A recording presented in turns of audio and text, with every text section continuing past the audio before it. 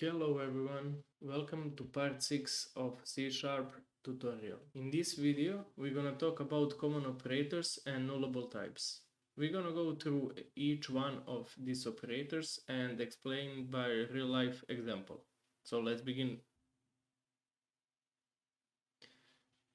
Okay, let's create new project. Console application.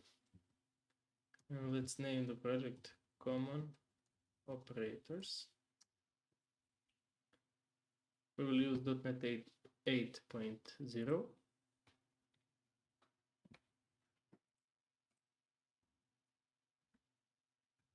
In this demo, we will create airport console application. First, let's start by adding a console write line.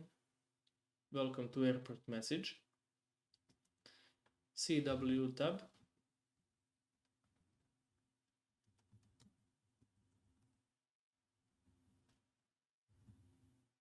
So after that, we will let user enter his name.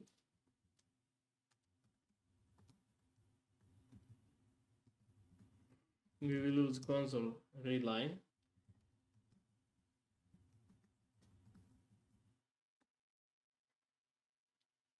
If you're not familiar with the console read line, you can refer to part 3 of this video where we explain how to read and write to the console line, so you will have better understanding of this topic right now. First, we're gonna talk about assignment operator. And assignment operator is pretty straightforward.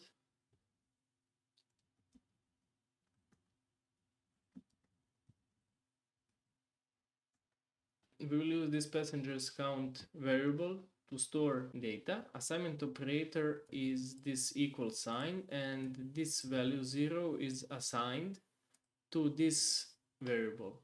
So that's pretty much everything for assignment operator. Next one is arithmetic operators. That's pretty much basic mathematical operations, but we have different ways to write it in C# code. If we want to add passengers to this airport, we will increment the passenger count by 1.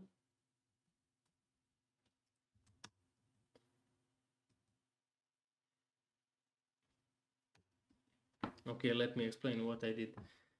We take this passenger count from this line 7 and increment by 1, and we store this value in this passenger count. So we increased or increment this passenger count by 1. Okay, let's see that in console. Passenger count.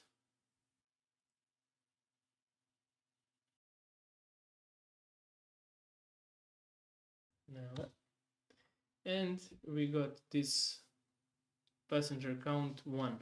This is the only one passenger. Okay, we have different ways to do the same thing or to increment this passenger count. Another way goes like this.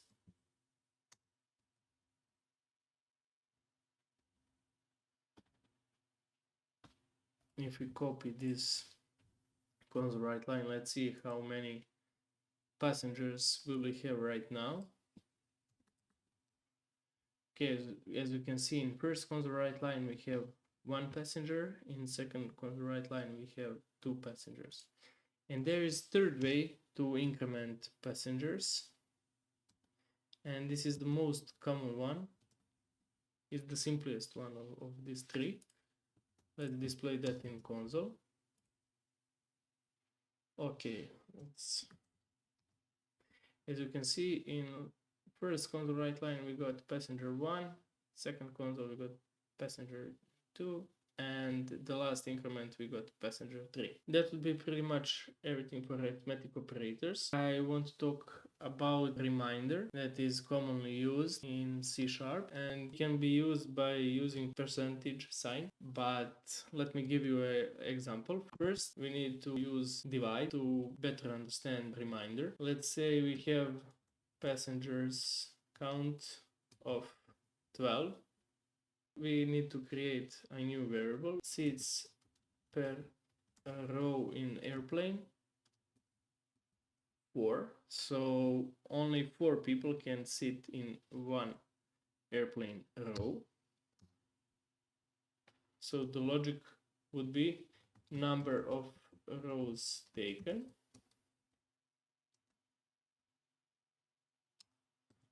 but we will use divide sign, seats per row, and let's display this.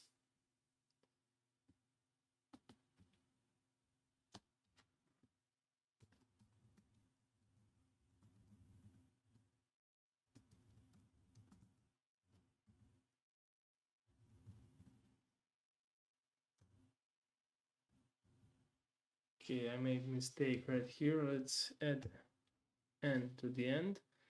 If we want to rename all the variables, you can use Ctrl and R twice. In this console right line, we use interpolation. If you're not familiar with interpolation, refer to part 3 of this C# tutorial. For now, let's comment this out. Let's test this. Expected result should be 3. Number of rows taken in an airplane. Okay, now I will explain how reminder works. Let's create new variable, number of people with no seats. Can use passenger count and use reminder sign, seats per row. Okay, let's display this in console. Let's use interpolation again. People that would skip the flight.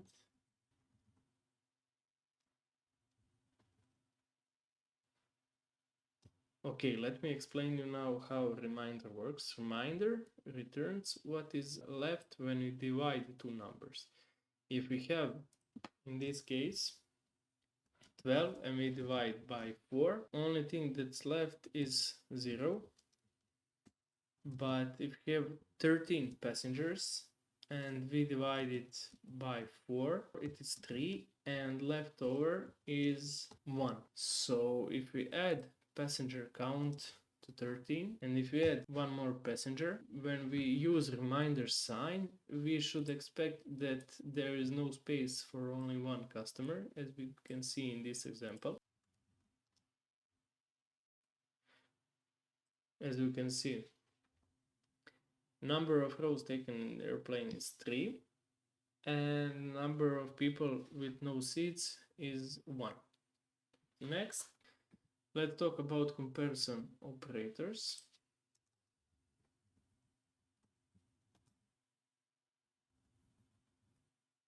Let's explain it by using same example. We will talk about if condition in the next videos. For now, you just need to understand that what we put in these brackets is the condition that we want to check. If the condition is met, then we execute block of code inside of these two curly brackets. So let's create the first condition. Number of people with no seats is greater than 1, and comparison operators, as you can see, are used like this, and the return value of this is true or false. So if this condition is true, we will enter this block of code, and if this condition is false, we will skip this block of code. Comparison operators can be equals, equals to, not equals to, greater than, greater or equal, less than, and less or equal. Let's go back to example. We will use console write line and let's give that user a message. You need to book new flight. If you have one passenger and we don't have enough seats, okay, you need to book a new flight. And to correct this if condition, we need to set if it is greater or equal to 1. Okay, as you can see, we got this message, you need to book new flight because we have one passenger with no seats. Also, we can create if condition with two equal sign. This is different from assignment operator. When we have one equal sign, when we use only one equal sign, we assign this value to this variable, and when we use two equal signs, we then compare and we return the actual value true or false. Number of people with no seats if is equal to 0. Let's give passengers a message. We are clear for takeoff. And let's bring passenger count to 12.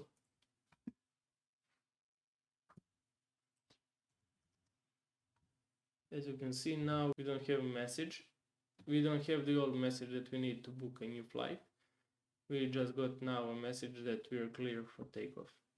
Next is conditional operators, and let's pretend that we have a discount for active students. Let's display something like this. Are you a student? And we will let user or passenger enter his response. We will create new variable, passenger.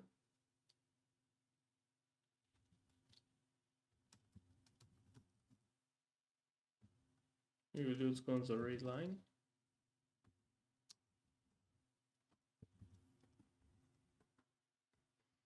And we will create another if statement. Okay, since the C# is case sensitive language, we need to make sure that the user enter response in right format.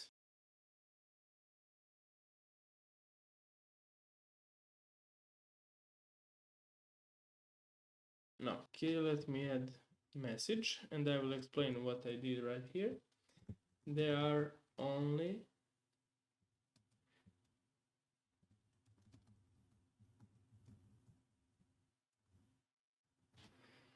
okay, this is a conditional operator or, which means that if passenger enters no with capital N or enters no with lowercase n, we will display this message.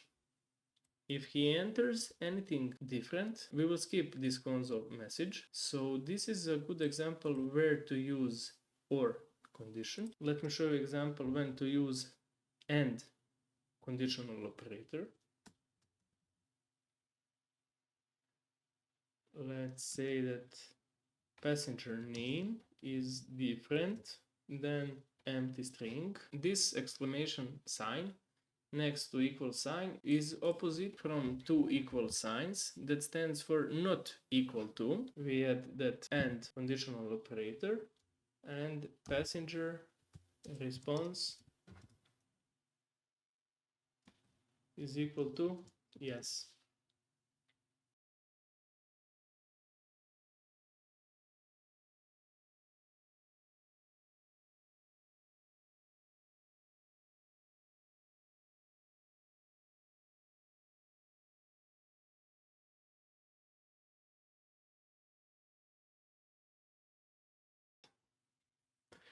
So in this case, we asked if the customer entered his name and if customer responded with a yes. Let's test this now.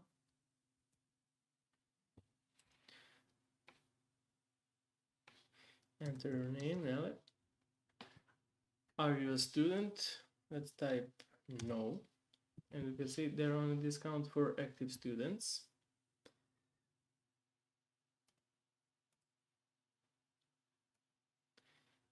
And let's enter name again. Are you a student? Let's type yes. Your ticket is lowered by 20%. Okay, next is ternary operator. Okay, let's create new variable. Let's use if condition. It says passenger response was yes. The passenger is student variable is set to true, else passenger is student is false. This is some basic if-else condition. But as you can see, we wrote 9 lines of code, and we can actually simplify by using ternary operator. We use the same passenger is student variable, but now we read from passenger response. We set that condition right here. Pretty much same. From here you can copy this, and we use question mark after, and we type true. This is first block of code, and if the condition is not met, we will set this passenger is student variable to false. So pretty much now 1 line of code replaced 9 lines of code. So this is pretty useful to use in everyday life. Okay, last operator is null coalescing operator. In C#, types are divided into 2 broad categories. We have value types, and for value types we have int, float, double, structs, enums. And for reference type we have interface, classes, delegates, arrays, etc. We can set a value types also to be null. If we type passenger is student but nullable variable, we cannot set it to null.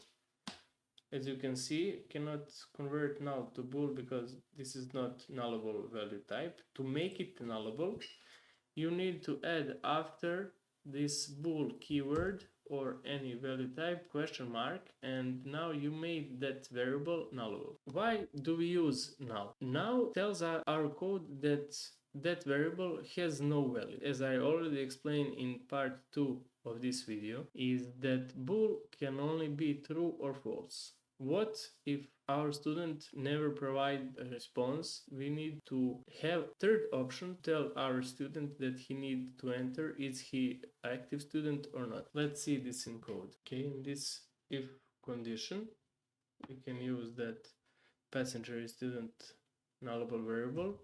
To access the actual value, we need press dot and use value property is equal to true.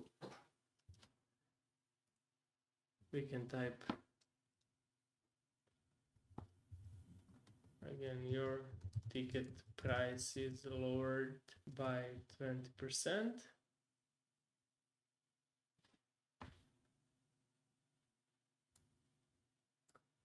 Let's make another if statement. Passenger is student nullable value false. We create another console write line. There are only discounts for active students. And let's make third condition, and the third condition is passenger is student but nullable dot value, and we check if the actual value is null. So we can create some console message for that case and tell please select if you are student or not. So we have 3 values and we can display it in console and let customer choose. If we skip this step, we will return and tell him that he need to provide us with an answer so we can calculate his ticket price. Okay, that would be pretty much everything for this video. I hope you learned something new. Thank you for watching and have a nice day.